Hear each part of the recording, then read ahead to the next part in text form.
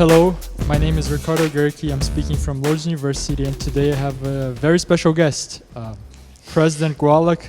Thank you so much for your time. Thank you for asking me. Yeah, no problem. So, President Gawelek is here today to answer some fundamental questions about our 2021 fall semester. As we all know, the whole world is going through quite some effort to bring up protocols and respect them, following them in order for us to be safe from the COVID-19 virus. And here at Lourdes University, it has not been different.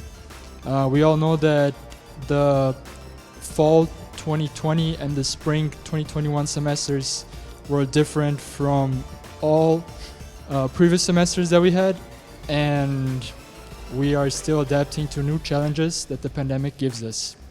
So this all leads us to our first question. We all know that unfortunately people struggle with the virus and they get sick and they get hospitalized. So President, who are these people? Who is getting sick and who is getting hospitalized? So, unfortunately, across the globe, but particularly for our thinking, what's going on in the U.S. and in Ohio particularly, in the last 10 to 12 days, we've seen a 67% increase in the Delta COVID-19. The unfortunate part about that is the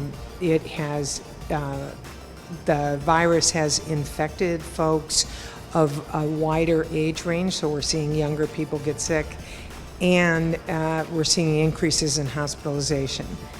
Probably the most important thing for us to be looking at or to note for people to give some thought to is of hospitalized individuals, about 98% of folks who are hospitalized are unvaccinated individuals. Yeah, so you mentioned the Delta virus.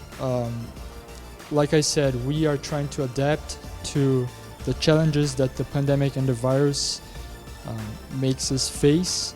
But what is the Delta virus exactly? It's a variation of COVID-19. So we're seeing that. What we know is it has a more aggressive strand to it, and it is more contagious.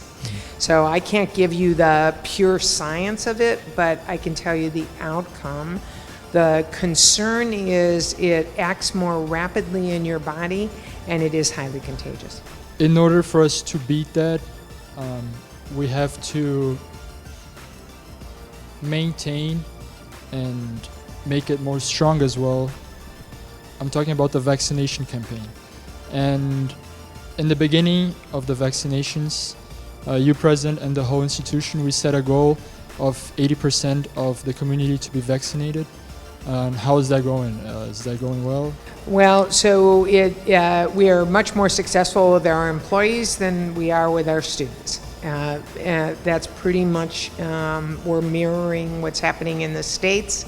And I actually think globally. I think people who are 25 or under see themselves as more healthy and resilient to illness, and so imagine that they don't need vaccines, so have stepped away from it.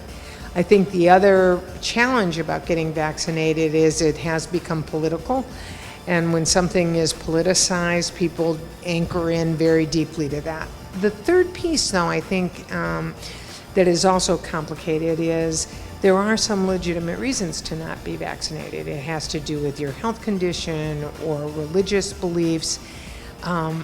What I think is that people are not thinking enough about this, and so our students are not being thoughtful enough about it. The 80% is really, you've heard the expression herd immunity. That's what that would get us to. So the likelihood of, if you got up to 80% of our folks vaccinated, the likelihood of a large-scale spread so significantly decreases that the community feels safer. In the timeline before the vaccines, we were really focusing on social distance and masks. Since we have the vaccine now and we're reaching a significant number, we are now relaxing a little bit in the, if that's a good expression, but in the mask side of it. However, why is it so important to unvaccinated people wear masks? So, what you're really doing with unvaccinated people, because they have a higher risk of contracting COVID-19, they then become a high risk of spreading. So the masking for them is to protect themselves so they don't get the virus, but secondarily so they don't spread the virus. Does that make sense? Makes perfect sense. So what is going to be the Lourdes University's policy regarding masks in this following semester? Okay, so I am saying this on July 22nd with the data that we know about COVID right now. The university is asking all unvaccinated individuals to wear masks. It is encouraging anybody who, because for their comfort, wants to wear a mask, to wear a mask. And it's opening up and not requiring mask at all.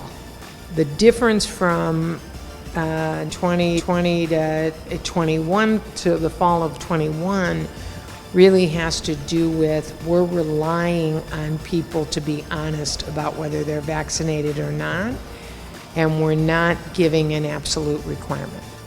Perfect. Yeah, so now I'm going to jump into maybe the third side of the protocol, because we talked about vaccinations, we talked about masks.